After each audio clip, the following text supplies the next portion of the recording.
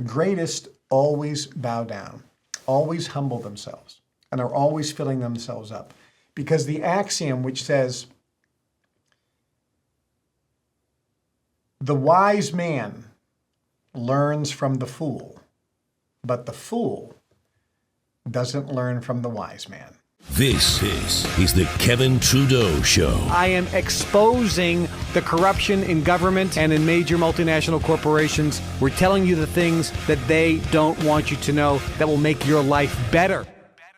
So in Your Wish is Your Command, I talk about two primary success secrets that very few people even hear about. The first one is, who do you listen to?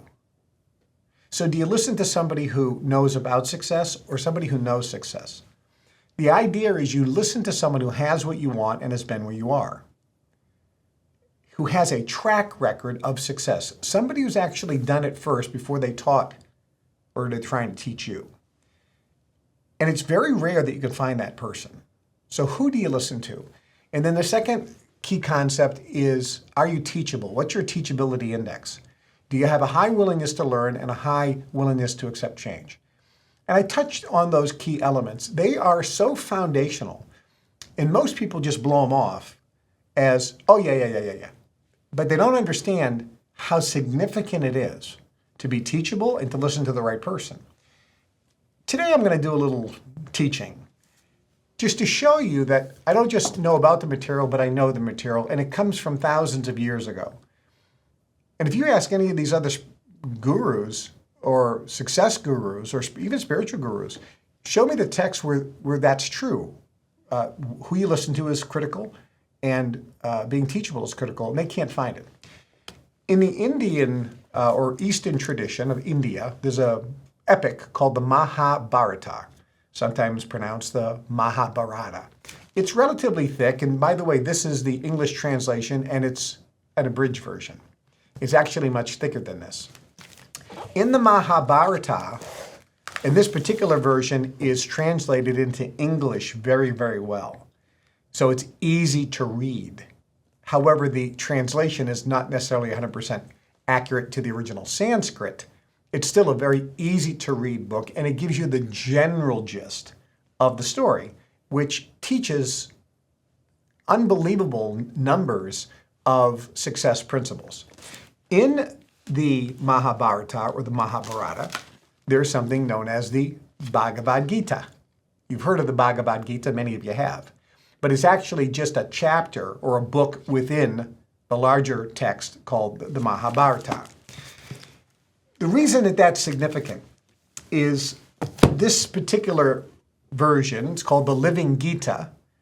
This version is commentated, or there's written commentary by Swami Satchitananda. And Swami Satchitananda, that's a picture of him there, was the guru who came and blessed Woodstock. He was an incredibly famous guru. The Beatles meditated with him. The Beatles also meditated with the great guru Maharishi, who started Transcendental Meditation. But Swami Satchitananda formed an organization in America called Yogaville, and is an amazing story and an amazing spiritual enlightened being. The Living Gita takes the Sanskrit and it shows you, here's the English translation of each Sanskrit verse in the Bhagavad Gita. But because Sanskrit was written in such a way where one word sometimes could be translated into a sentence, the actual translations, depending on what English translation you get, can vary greatly. What Satchitananda did, and many people have done this, but I think he did a brilliant job, is he writes commentary explaining in detail, not just the English translation, but from the original Sanskrit, what the verse, they don't call them verses, they call them slokas, actually meant. And they teach very powerful things. So I want to just share a couple of these with you to give you an idea of what's in this text, verifying the importance of who do you listen to and are you teachable, and what the definition of teachable is. I can tell you this, if you listen to the wrong person, if you're very teachable, you're not going to achieve success and happiness and joy. If you listen to the right person, but you're not teachable, but you think you are, you're not going to achieve success. I can tell you this clearly and very emphatically. Most of the people that come to me that are not achieving success, they're listening to the right person, but they're not teachable. And they think they are, but they're absolutely not. So I want to give you a couple things here. Now, let me just give you the quick background of the Bhagavad Gita. There's this guy named Arjuna, who's one of the what called the Pandavas, that's his last name. And Arjuna is an archer, he's a warrior, and there's a family faction war going on between this group and this group, and everybody is our friends, relatives, neighbors, cousins, past teachers. They've lived together, they work together, they're intermarried. So this group, which is fighting this group, it's like you're fighting your own family. On the battlefield, there's these two armies. Krishna is the main character here, and Arjuna.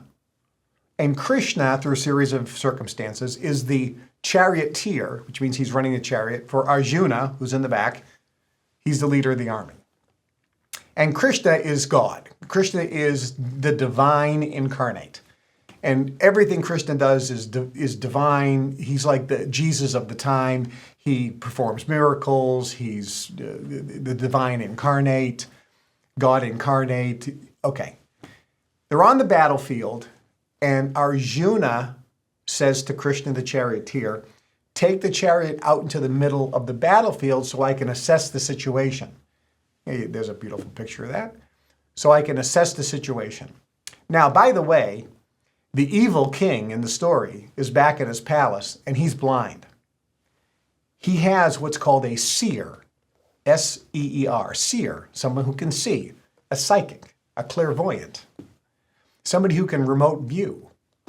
And that's what they talk about, which is amazing. They talk about his ability to remote view. And the king is sitting there with the seer, and he says, go to the battlefield and tell me what's happening. And the seer says, Arjuna and Krishna are in their chariot, and they're in the middle of the battlefield. And the king says, tell me everything that they say. There's a scribe there as well who's writing it all down. So at least in the Mahabharata or the Bhagavad Gita, we have an understanding of how this was written and who wrote it. So is it accurate? Because nobody else was there except Arjuna and Krishna, and they didn't write it down, nor did they tell anybody what they said. This is how the story is written, which in the Bible, we have some circumstances where nobody knows how the words of Jesus have been written down because nobody was there. When Jesus was in the desert with the devil and having a conversation, nobody was there. Jesus didn't write it down. It wasn't written down for 50 or 100 years later. Who wrote it down? Okay, there's arguments there, but at least here we have some explanation of how it gets written down. And Arjuna, the warrior, sees all of his friends, relatives, and neighbors, cousins, former archers, former teachers, and he has nieces and nephews on that side of the battlefield, and he has to kill them all, and he becomes very distraught, and he has this conversation with Krishna, and Krishna starts teaching him about success and enlightenment and understanding. And that's where the conversation is. So this book takes that whole conversation and gives you the background. Now, I'll give you a sloka or a verse, and then I'll give you Satchitananda's commentary. It says, this is Arjuna is now talking to Krishna. Krishna, I'm weighed down with weak-mindedness. I am confused and I cannot understand my duty. I beg of you to say for sure what is right for me to do, Krishna. I am your disciple, Krishna. Please teach me, Krishna, for I have taken refuge in you. And Satchitananda goes on to say, it's a beautiful sloka or verse when Arjuna says, I am your disciple, Krishna, instruct me. The Bible actually says, ask and it shall be given.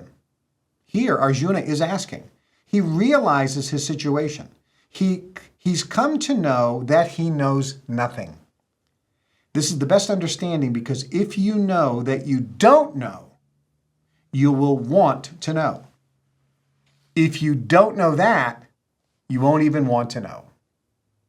If somebody comes to tell you the truth, you will say, I don't need it. That's why the proverb says, if a person knows not that he knows not, ignore him. If he knows that he knows not, go teach him. If he knows that he knows, go learn from him. That is so powerful. If he knows that he knows, go learn from him. And if he knows that he knows not, go teach him. So here is Arjuna ready to learn. The qualifications of a sincere student are clearly shown here. When you go to a teacher saying, I know a little bit, can you add a little more? Or, I know, but can you verify it? You are just going there to check your capabilities, not to learn anything new. If you want to learn, go empty and open. I'm an open cup. Please pour in all you can. If you go with a cup already full, even if the teacher pours something good, where will it go? It's not that he or she is miserly. The teacher would like to pour, but it will overflow and go to waste. So empty your cup first. There's a good Zen story of a student who went to a teacher demanding to be taught the secret of enlightenment. Instead of saying something, the teacher began to pour the student a cup of tea. The cup became full, yet the master kept pouring and the tea spilled all over onto the floor. My cup is full, master. Why do you keep on pouring more and more? The student asked. Like this cup of tea, your mind is already filled with something. If I pour my knowledge into your cup, it will just go on the floor because there's no room in your mind for it. You will interpret my instructions according to what you already think. Your mind will not be able to accept the truth I give you. Make sense? Let's go to another sloka. And I'm just hitting a couple highlights here. Krishna and Arjuna are talking, and Arjuna says to Krishna, if you seek actually, this is Krishna speaking to Arjuna. He says, Arjuna, if you seek enlightenment from those who have realized the truth, prostrate yourself before them, question them, and serve them. Only then are you open to receive their teachings of sacred knowledge. So there's three things you got to do. Prostrate yourself before them. I'm going to define that in a minute. Question them and serve them. Only then, Krishna says, are you open to receive the truth. And if you receive the truth will set you free, and it will bring you prosperity, abundance, and success in all of your endeavors. That's a scriptural promise. So do these three things. Now, let's listen to Swami Satchitananda's commentary. This verse or sloka shows the qualities of a student. Krishna says, become enlightened by surrendering. By prostrating, you annihilate your ego. Also, by questioning and service, only then will the wise instruct you in that knowledge. They won't until then. That means you prove yourself to be a qualified seeker by humbling yourself, by asking, and by serving. To get such knowledge, you just can't simply say, could you give me that? In this case, literally cry and beg for it. That's really what prostrating means. Just because you ask doesn't mean you accept it blindly, however. It doesn't mean to just take what you hear without trying to understand it. If it doesn't suit your intelligence, ask, why is that so? Why is this way and not that way? The seeker has every right to question, but with humility. And that's a very important aspect. Question the teacher, but always with humility, knowing that you don't fully have to understand. Why this way and not that way? With humility. Receiving this knowledge is impossible without humility. You are the receiver. The teacher is the transmitter. Humility allows you to receive. But after you receive, if you have doubts or if you don't fully understand something, you always have a right to question more. A good seeker should question, but yet still be humble and open. It is also the duty of the teacher to convince the student. If the student isn't convinced, he or she won't be a good student. If the teacher can't convince the student, maybe this particular teacher isn't the right one for that person. But to be convinced, the student must listen. If you have your previously fixed opinions and then say, come on, convince me, it's not possible. So you have to be teachable, willing to learn and willing to accept change. You have to be open-minded. You have to be willing to receive first. People sometimes ask questions, and as you answer, they'll be planning to ask another question. Any of you fall into that category?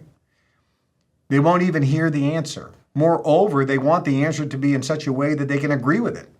Such people are not really asking questions to learn, they're just testing the student. Or actually, they're just testing the teacher. Let's define prostrating. Prostrating doesn't always mean you fall at somebody's feet. It's mostly an attitude of humility. You feel that you don't know that much and you trust that the teacher knows a little more than you. You place yourself below the teacher and you receive. Receiving knowledge is possible only if you can humble yourself. To understand, you have to stand under. That's what Arjuna does. I don't seem to know anything, he says. I've lost my intelligence. I've lost my mind. I don't know what to do. Please, Krishna, direct me. Then Krishna starts talking to him, not before. It's easy to pour something into a mind that has been emptied and says, I'm empty, please pour. Even scientifically, this is so. One beaker is empty or just has a little water in it. Another beaker is full of water. If the empty beaker wants more water from the full beaker, a tube is connected, a kind of siphon. If the tube is filled with air, the water won't flow. The tube should be a vacuum with nothing in it. Then the water is sucked in. The empty beaker can receive the water only as long as the empty beaker is below the beaker that has the water. If the receiver says, I should be equal to you, then the flow stops. When it says, actually, I'm a little better than you, then it loses whatever it had. It's a simple siphon system. Now you can see how scientific religious teachings really are. The flow of electricity is another example. Did you know that this human body itself is a magnet? Every magnet has two poles, north and south. Normally on a map, up is north and down is south. If you are a magnet standing upright, your head is the North Pole and the feet are the South Pole. If you have only a little magnetism and there's a powerful magnet somewhere close by, where would you go to get some magnetism? Which part of you should rub which part of the big magnet? Your head, being the North Pole, should rub the feet, the South Pole, of the other person who's the big magnet. That way you can draw the magnetism. And that's where prostrating comes from, putting the head to the guru's feet. This is another reason for prostrating. Put your head on the teacher's feet. Don't think it's such a joy for teachers to see many people falling at their feet. They get drained. It's not that easy to be a guru. Very soon, they will be totally drained unless they know how to bring in more energy. That means they should put their head somewhere under the greatest feet. If they say, I know everything, now I can give to you, they are no longer holy people. Soon they'll be hollow people, which is why gurus always prostrate to someone else. The more teachers give, the more they should know how to receive from higher still. Probably because students can't see those greater feet, they see the gurus as the big magnets. But the gurus know of another bigger magnet which they can keep hanging on to while students hang on to them. That way they aren't drained, and whatever comes to the guru is passed on to the student. This is why when you're listening to someone who's always learning, who's always pulling in energy, that's your greatest teacher, instead of somebody who thinks they're the end-all. Of course, just prostrating and questioning is not enough. Service is also necessary. Serve your teachers. That means obey them and do what they say. Service is very important. Some students say, I came only to learn. Why should I work for you? I can work anywhere. But by selfless service, or seva, you show your obedience and the readiness of your mind to receive. Through service, the teacher imparts the teaching.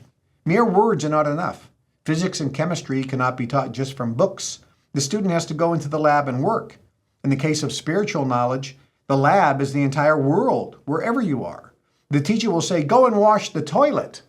It's karma yoga. In the olden days, when disciples went to gurus, they seldom saw the guru for years. They only saw a few of the senior students. Whether king or peasant, they were simply asked to do some work. Okay, you've come? You want spiritual enlightenment? Good, go cut the lawn. Gather some grass for the cow. Bring some wood to the kitchen. And that's what they would do. There was a case in the Vedas where a student approached the teacher who said, here's a cow. Go and let her graze. Stay there until the cow multiplies into 100. A normal course of study under a teacher was 12 years. You might say that was way back in the bullock cart age, but now we're in the jet age. Can't we learn in 12 minutes? I'm sorry, no. Truth is the same always. Actually, you can learn in 12 minutes if you have the right attitude. But it still takes a long time to rub, scrub, and clean the ego to get the proper receptivity of the mind. It's covered with so much mud. To empty the mind and clean it sometimes takes a long time. But the journey, not the destination, is the reward. Think about these things. There is more, but that's just to give you a little bit of a taste of teachability index and listening to the right person. In those commentaries, there are nuggets of gold about the type of person that you should be gaining your information from. The greatest teacher is always the greatest student. Many people, I show pictures when I'm with this guru, the Dalai Lama, monks, various people, the study that I do, the prostrating I do. And people say, well, how can you bow down to someone when you are, more enlightened than them, let's say? Well, some people forget that Master Jesus bowed down and got baptized by John the Baptist. The greatest always bow down, always humble themselves, and are always filling themselves up. Because the axiom which says, the wise man learns from the fool, but the fool doesn't learn from the wise man. Think about that. Think about that strongly. Hi, I'm Kevin Trudeau. This is everything they don't want you to know about to improve the quality of your life. Broadcasting every Monday and Wednesday, 2 days a week now. Monday and Wednesday at 1 o'clock Chicago time. Make sure you tune in and subscribe to the channel and share these shows with everyone you know.